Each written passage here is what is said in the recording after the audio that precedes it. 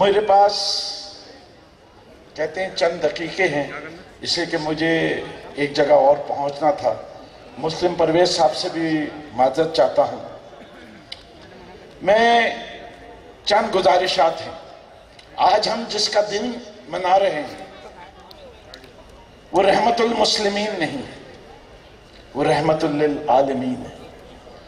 और जब आप आलमीन की बात करते हैं तो उसमें सिर्फ इंसान नहीं है, सिर्फ जमीन नहीं है, हर जो चीज जो आलम में आती है वो उसके लिए रहमत है। और इस बात का एहसास जब दुनिया को हो जाए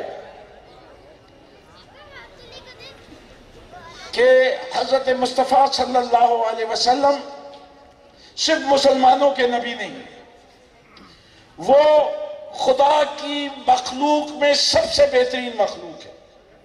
उनसे बेहतर कोई मखलूक अल्लाह ने न पैदा की थी न पैदा होगी। ये हमारा अकीदा है, ये वो है जो कुरान कहता है,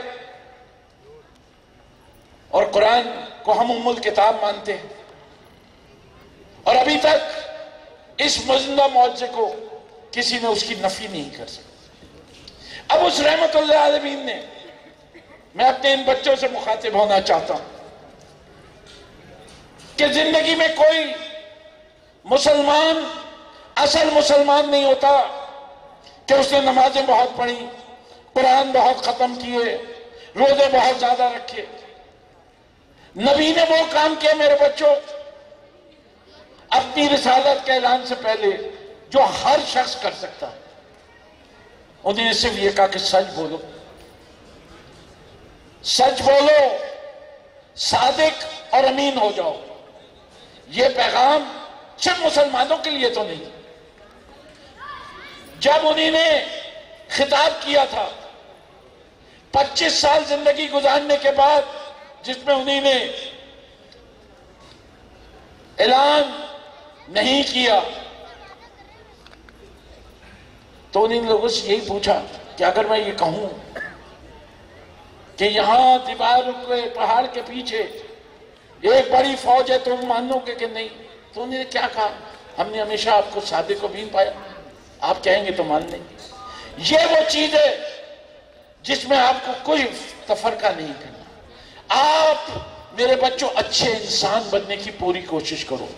जो कुछ इस्लाम में कहा है वो अभी मुस्लिम साहब ने कहा बिल्कुल वही है कि हर दीन जो खुदा की तरफ से आया है वो दीन इस्लाम है।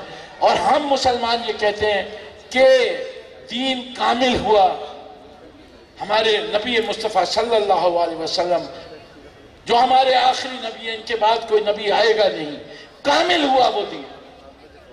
हर दीन जो आया है, जो खास तौर पे वैदानियत खुदा पे यकीन रखते हैं, वो सब हम उनको कहते हैं कि पीपल ऑफ द बुक। चाहे जबूर से हो, तौरात से हो, चाहे इंजील से हो, चाहे कुरान से हो, इन सब का एक यकीन है कि खुदा एक है, और वो भी आखिरत पे यकीन रखते हैं, और वो यौम जजा और सजा है। तो आपको अपने सबको अपने अमाल उसी पे रख दें। अब आइए आखिर में मुझे दो बातें फ्रांस के सदर के हवाले से और वाकयात के हवाले से कहनी है। पहली गुजारिश मुझे तमाम मुसलमान भाइयों से है कि वो अंग्रेजी का मुहावरा है, अंग्रेजी में ही अदा कर दूं, two wrongs don't make a right. खुदा के वास्ते आप जो भी इक़दाम लें वो दायरे इस्लाम में रह के लें। दायरे इस्लाम से बाहर अगर आपने कोई भी इक़दाम लिया तो वो आप इस्लाम की को बेहतरी की तरफ नहीं, इस्लाम की जिल्लत का बाइस ना बन जाए आपका अमल। हम मुसलमान इस चीज पे यकीन रखते हैं कि हमारे नबी ने हमें एक पैगाम दिया था, एक इंसान का कत्ल इंसानियत का कत्ल है, मुसलमान का जिक्र नहीं है, इंसान का जिक्र है। तो आप किसी की जान लेने के आपको कोई इख्तियार ही नहीं। दूसरी चीज, आपको अल्लाह ने जहन दी है, जबान दी है, आपको जो कुछ कहना है आप अपने जहन को इस्तेमाल कीजिए, जबान को इस्तेमाल कीजिए, कंडेम कीजिए, एक्शंस लीजिए। कितनी अच्छी अच्छी बातें चल रही हैं। वो कहते हैं अगर कालों के खिलाफ बात करो तो आप रेसिस्ट कहलाते हो, आप यहूदियों के खिलाफ बात करो तो एंटी सेमेटिक कहलाते हो, और अगर आप रसूल अल्लाह सल्लल्लाहु अलैहि वसल्लम खातिबुन नबीन, दुनिया में सबसे बेहतरीन इंसान जिसकी वजह से खिलकत कायनात हुई, उसके बारे में कोई बात कहे तो उसको इस्लामोफोबिया कहते हैं। ये कौन सा म्यार है? ये कौन सा म्यार है? क्या तुम्हें एहसास नहीं है कि आप कालों के बारे में कुछ कहते हैं, दुनिया आपको रेसिस्ट कहती है। आप ख्वातीन पे कोई कमेंट कहते हैं, आपको सेक्सिस्ट कहते हैं, और आप सब लोग मजम्मत करते हैं। यहां दुनिया कायनात के सबसे बड़े इंसान के आप मजाक खा के बनाते हैं और उसको आप फ्रीडम ऑफ स्पीच कहते हैं। ऐसी फ्रीडम ऑफ स्पीच ना हमारे दीन ने हमें सिखाई। हमारे दीन ने बड़ी क्लियरली कहा है, कोई भी मजहब हो, कोई भी दुनिया के कोई भी मजहब से कोई ताल्लुक रखते हो, हुक्म है, हदीसें मौजूद हैं कि उनके पेशवाओं को बुरा मत कहो, उनको बुरा मत कहो, कि उनकी इबादत गाहों को तोड़ो नहीं, जलाओ नहीं। ये दीन अमन का दीन है, सलामती का दीन है। इस्लाम वो है। सबसे बड़ी मिसाल फतेह मक्का। फतेह मक्का के वक्त कितनी इबादत गाहें जलाई गई, लाए तारीख में कोई एक की मिसाल नहीं मिलती।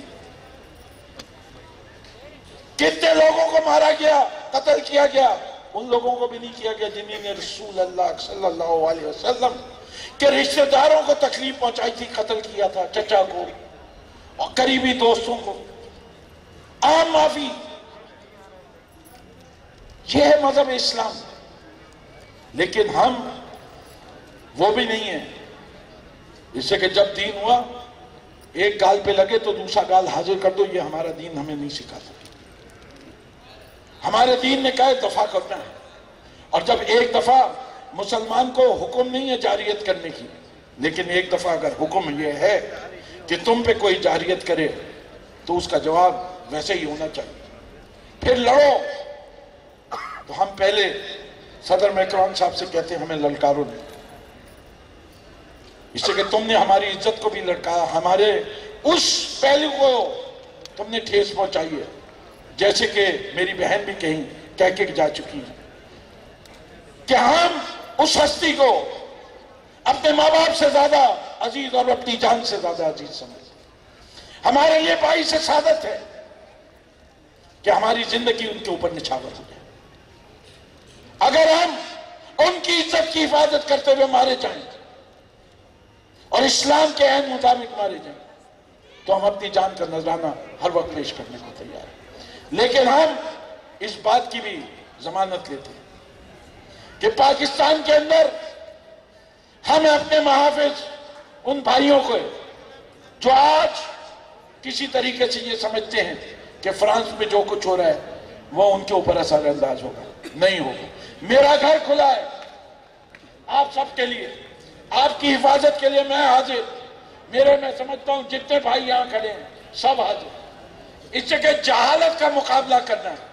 हमारी सबसे बड़ी जंग जहालत के खिलाफ है और हम इल्म की रोशनी फैलाते हैं, और इल्म की रोशनी है कि एक इंसान का कत्ल इंसानियत का कत्ल है और हम इंसानियत को जिंदा रखना चाहते हैं, कत्ल नहीं होने देना चाहते। आपकी सबकी तवज्जो का बहुत बहुत शुक्रिया।